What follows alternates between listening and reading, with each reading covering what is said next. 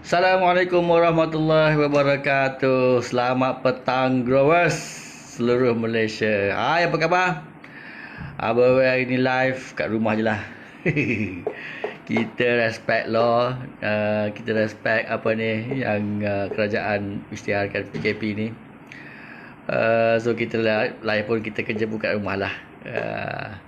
Tak ada ke mana, kita kat rumah. So hari ni Abang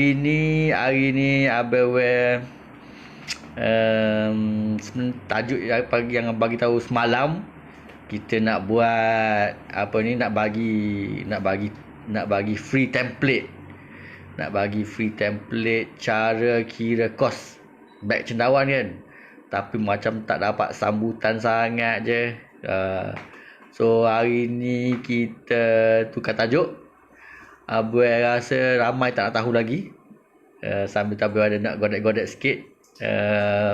Template Abang tu nak betulkan lagi sikit gitu. So hari ni Abang nak cerita, nak share kat korang, nak share kat you guys. Thank you siapa yang live dengan Abang sekarang. Abang nak cerita punca projek cendawan gulung tikar. Aduh, sentapnya tajuk. Ni cerita best on pengalaman Abang tau. Ni cerita tak ada sabit-sabit dengan mana-mana individu lain pun. Ni cerita Abang dulu ni. Abang start tanam cendawan 2007, berhenti sekejap sebab banyak yang projek yang gagal. Mana ni siapa yang live sekarang Abang? Cuba hello, cuba bagi tahu Abang. Siapa you guys, bagi tahu nama dan buat projek cendawan dekat mana. Cuba type nama dan buat projek cendawan dekat mana, supaya Abang tahu you guys dekat mana sebenarnya ni. Okay, boleh. So hari ni Abang nak cerita salah satu punca projek cendawan gulung tikar. Aduh. Walaupun tak sedap dengar, tapi kena dengar juga. Kena tahu ni kenapa boleh satu projek ni gulung tikar. Ada banyak sebab. Hari ni Abang cerita salah satu saja. Nanti besok-besok kalau nampak ramai yang menarik, ramai yang rasa tajuk ni menarik, nak tahu ramai apa punca projek cendawan gulung tikar, you just comment saya nak tahu Abang kat bawah, nak tahu. Nanti kita akan tambah tajuk-tajuk lain lagi. Okay? Siapa yang live sekarang Abang cuba type you live dekat mana, you dekat mana, buat projek cendawan dekat mana ni. Okay? Okay. Salah satu punca projek cendawan gagal ialah kesalahan ataupun salah satu punca projek gagal adalah disebabkan oleh kegagalan you untuk uruskan rumah cendawan.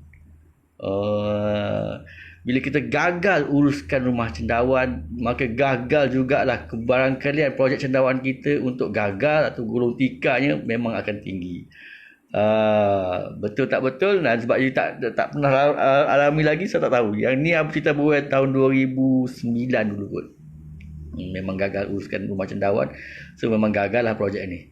So gagalnya satu projek cendawan ni, Abang nak cerita dua. Pengurusan rumah cendawan ni Abang cerita dua. Satunya pengurusan rumah cendawan yang dekat Malaysia, yang semua orang tahu. Kalau pergi kelas-kelas kursus-kursus cendawan semua, majoriti akan tahu. Satu. Tapi yang special hari ni Abang akan ceritanya ialah pengurusan rumah cendawan di Thailand. Abang rasa tak ramai yang tahu yang ni. Siapa yang tahu pun tak ramai yang amalkan. Yang ni Abang rasa sangat, yang Thailand ni Abang rasa sangat-sangat menarik. So tunggu Abang akan cerita. Last kali Abang cerita macam mana pengurusan rumah cendawan dekat Thailand. Dia orang buat macam mana dekat Thailand.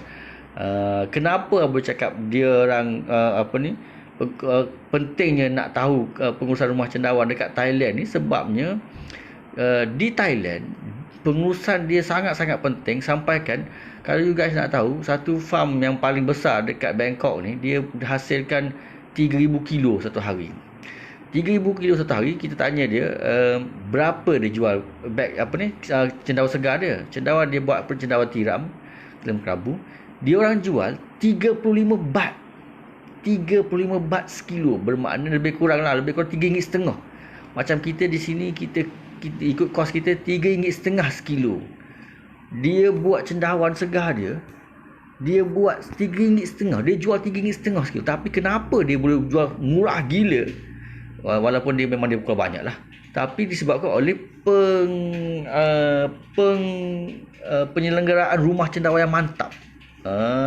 That's why dia hasil tu banyak. Hasil dia keluar memang lebih daripada 200 gram. Dia akan pastikan setiap beg cendawan akan keluar lebih daripada 200 gram. Setiap beg cendawan. Bukan satu-satu, setiap beg cendawan dia akan keluar banyak. Yang tu. Okey, tentu last at the end of cerita.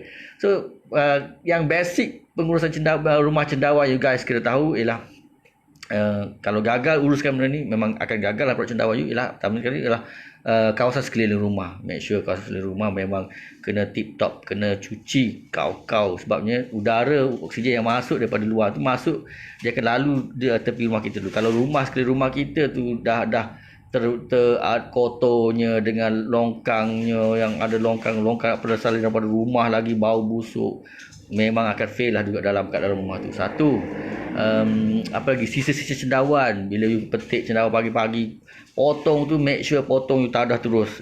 You tadah dalam bakul ke, nak potong, atau kalau yang cabut tu masa nak korek buang sisa-sisa dalam beg cendawan yang tu pun kena make sure tadah siap-siap, jangan jatuh atas lantai. Maksudnya tak sapu. Kena make sure sisa cendawan, beg yang rosak pastikan bawa keluar terus dari rumah cendawan, jangan biarkan dia dekat situ, nanti dia berjangkit. Apa lagi, beg expired, beg yang dah expired tu janganlah tinggal lama. Yang rata-rata orang duduk nak buktikan beg cendawan dia hebat. Dia boleh keluar satu beg cendawan dia sampai 9 kali, 10 kali keluar hasil. Yes. Hebatlah kalau keluar hasil. Kalau semua beg cendawan keluar hasil, hebatlah. Tapi masalahnya tak keluar hasil. Betul Cik Dayat. Thank you Cik Dayat sebab bagi tahu. Tu kawasan sekeliling rumah kena bersih. Nombor 2, sisa cendawan. Nombor 3, beg cendawan yang rosak. Nombor 4, beg expired. Ada 4 itu. Satu tadi Cik Dayat bagi tahu ni, kawasan sekeliling rumah tu kena bersih. Satu. Nombor 2, sisa cendawan. Bila dah kutip sisa cendawan. Nombor 3, beg cendawan yang rosak. Kena bawa keluar terus. Nombor 4, beg cendawan yang dah expired. Beg cendawan yang dah expired ni memang kita tak nak. Expired ni dia subjektif. Kalau you kata you tuai 10 kali, 12 kali tuai baru expired, tu baru kata expired.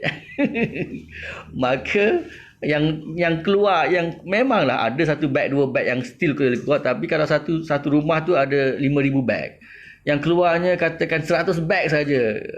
100 beg saja yang keluar hasil, yang ke 10 kali, yang ke 10 ataupun yang ke 11, yang ke 12 kali tuai itu, mana efektifnya you punya production.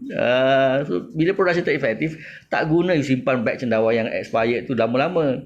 That's why Abang nak share, that's why macam company besar macam Abang Nabil, CNC yang Cina, company Cina yang kat Semenyih tu, apa nama kat Semenyih tu, lupa dah nama kat Semenyih tu, yang buat 1 tan satu hari yang dekat Rawang, yang keluar 1 tan satu hari ke atas ni, dia buat beg dia buat 5 hingga 6 kali tuaian saja. Paling banyak 6 kali tuaian saja. Sebab 6 kali tuaian tu adalah maksimum beg tu keluar secara produktif, yang semua beg keluar semua. Lepas pada tu dia keluar, tapi dia keluar sekuntum. Kecil dia keluar sekuntum. So tidak efektif. Bila you tunggu benda ni, you tunggu lama, beg cendawan tu macam cendawan, macam roti. Bila you biar atas meja, dia lama-lama dia akan main berkulat. So dia ni dah ada makanan dalam tu. So dia mengundang kulat-kulat hijau lain untuk datang rumah you. Sekali kulat hijau tu dah ada, so dia akan membiak di dalam tu. Susah you nak sanitize dia. So pastikan rumah cendawan you tu tidak ada hijau. So macam mana nak elakkan hijau ni ataupun hitam semua ni, pastikan beg cendawan tu macam 5 kali 6 kali tuai tu terus buang. Bila beg cendawan you keluar tu, you buang tu dah baru putih-putih lagi. Beg cendawan tu putih lagi. Nak buat sebenarnya sayang, tapi sebenarnya bila long term, jangka masa panjang, dia akan untung. Sebabnya tidak ada, bukan untung wang, untung tidak ada penyakit-penyakit lain akan masuk. Tu untung dia di situ. So that's why yang company-company besar, CNC boleh tahu 5 kali tuai saja. Abang Nabil pun 5 kali tuai, Rawang 6 kali tuai. Ni geng-geng ni memang dia tahu, dia kira setiap hasil yang keluar tu berapa gram. So tak guna you tunggu, tak guna bag saya, Cik Wan, bag saya 10 kali tuai Cik Wan. Memanglah kalau ada satu bag, 2 bag, tapi kalau you ada 10,000 bag untuk buat secara komersial, benda ni tidak efektif. So yang ni penting. Okey, apa lagi pengurusan rumah cendawan? Bag expired, ada 4 bag expired. Nombor 5, pengurusan rumah cendawan, kegagalan. Okey, rumah cendawan yang tidak kalis serangga. Dia buat buka je, dia main buka je, masuk tikus lah, masuk lipas lah, masuk hama lah, masuk serangga-serangga ni. Kita tak serangga perosak, especially bagi you guys yang buat beg cendawan yang menggunakan benih daripada kacang soya, daripada biji jagung, daripada apa lagi biji barley. Ni adalah you kena faham, benih-benih ni adalah benih jagung, soya, barley ni, tiga base ni adalah makanan kegemaran tikus. Makanan kegemaran tikus tu, kalau you guna, you peram dalam rumah you tu, benih yang diperbuat daripada kita, abang tak bagi tahu benih tak elok, abang tak bagi tahu tak elok, dia elok. Kalau orang yang buatnya eloklah ambil daripada ibu cendawan yang eloklah keluar cendawan. Cumanya base dia tu jagung, barley, gandum. Okey, gandum apa tak pasti, binatang ni makan tak. Barley ataupun soya pernah ada soya, orang pernah buat soya. Benda-benda ni adalah makanan mengundang serangga perosak untuk masuk dalam rumah, untuk makan, untuk gigit beg cendawan. So kalau boleh cari biji benih yang base dia adalah sekoi, biji sekoi. Cari base tu, macam yang abang bakal nak buat, kita nak promote benih kita sebenarnya. Banyak abang akan buat ni pun benih kita akan buat sendiri dekat Kota Baru ni, dekat farm kita di Kota Baru ni. Benih super Thai, ibu dia, induk daripada Thailand juga, 30 hari. Yang ni akan base sekoi. So bila kita pakai base sekoi ni, biji sekoi, dia tidak menarik tikus-tikus ataupun lipas-lipas untuk datang makan. So you peram dalam rumah cendawan pun okey, tak ada masalah. Tu rumah serangga perosak. Tu last sekali pengurusan habuk kayu. Abang perasan pengurusan habuk kayu ni, bila dekat rumah banyak yang abang cerita abang sendirilah dulu-dulu. Kita tak berapa pengemas, tak berapa rajin. Thank you Cik Dayat. Cik Dayat dah siap still nota sini. No problem Cik Dayat. Thank you very much. Apa lagi, pengurusan rumah habuk kayu ni, apa pasal bila kita sudah guna dah habis, bila sudah kita selesai kita selesai buat satu batch habuk kayu, abang perhatikan abang dulu sendirilah, buang sahaja habuk kayu yang kita nak basuh peralatan. So kita basuh habuk-habuk kayu yang lama ni daripada mixer ni, kita buang tepi-tepi rumah cendawan, rumah proses. Jadi habuk tu dah lama-lama dia buruk, dia jadi macam baja, dah lama-lama hitam. Dia benda ni mengundang. Cik Safi, hai, apa khabar Cik Safi? Khabar baik, khabar saya macam biasa Cik Safi. Kita lepak-lepak rumah saja.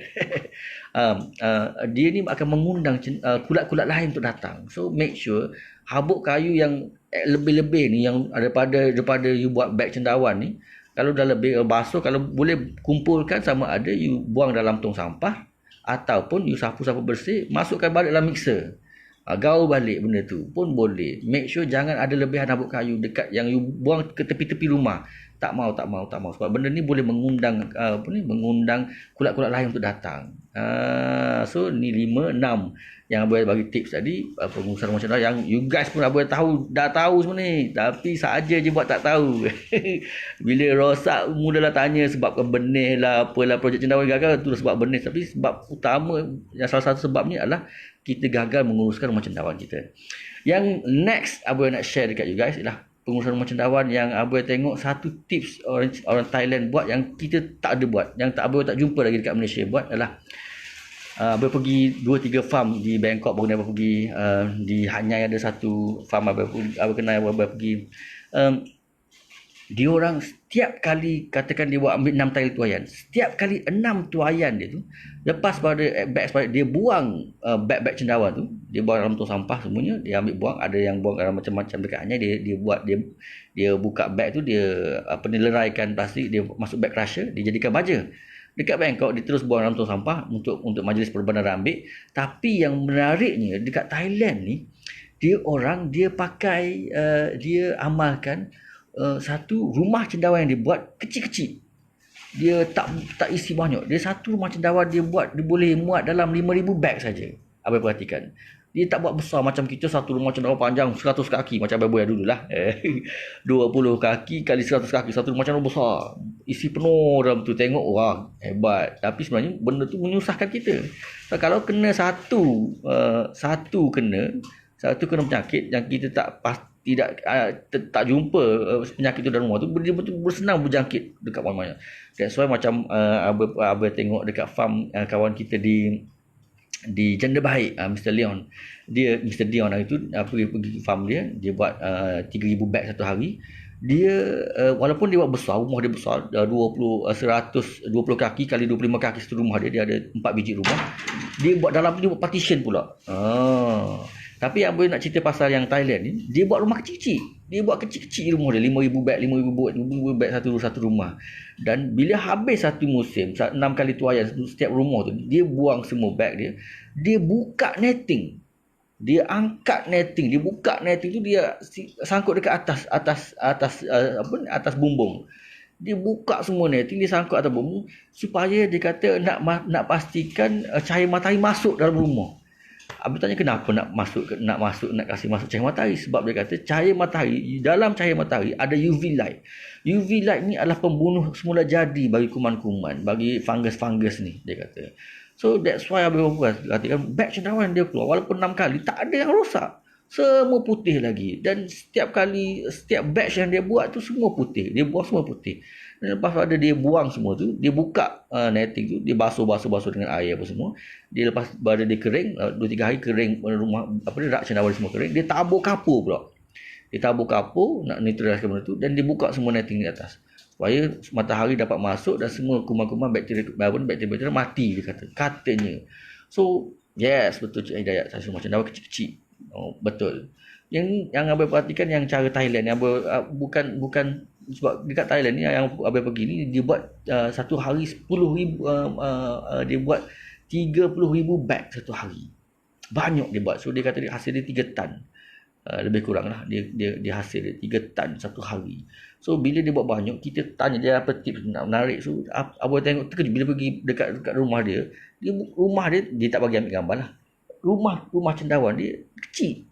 Dia kecil 20 kali 20, tak sampai berasa 10 kali 20 ataupun 18 kali 20. Dia kecil rumah dia. Tapi setiap rumah cendawan dia buka.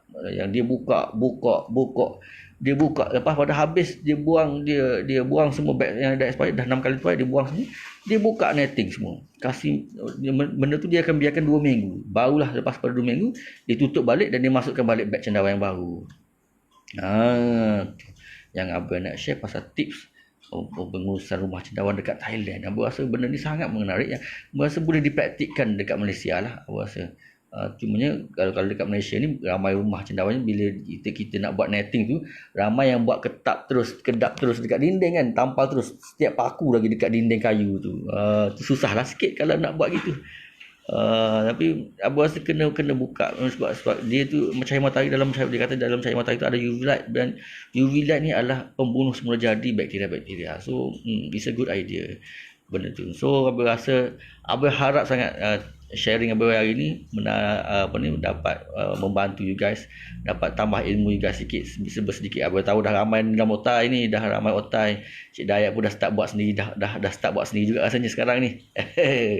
Macam mana Cik Dayat?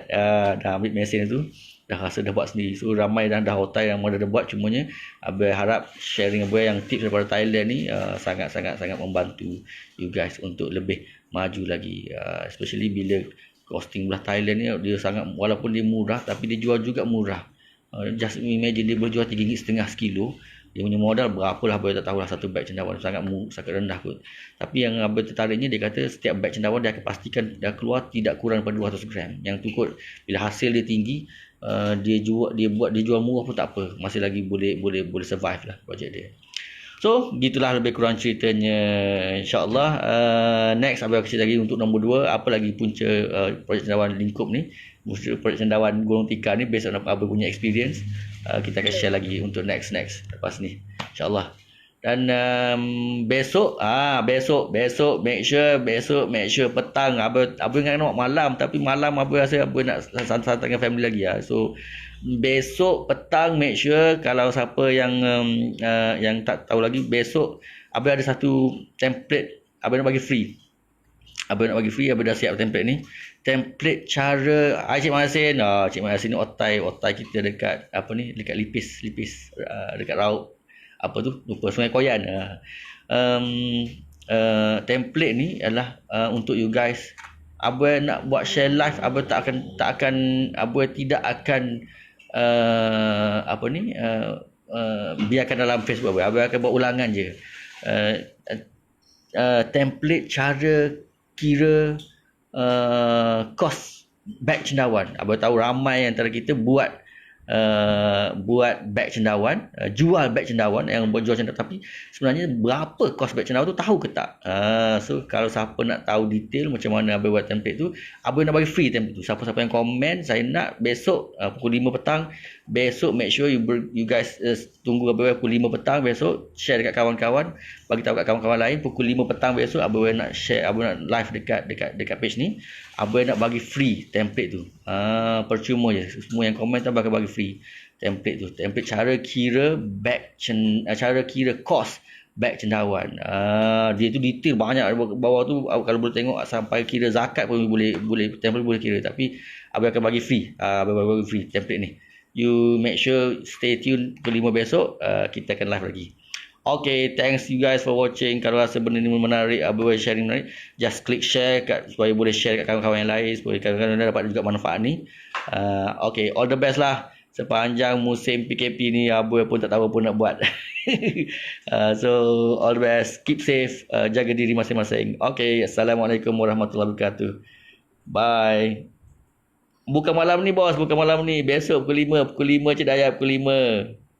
Okay, bye-bye. Assalamualaikum.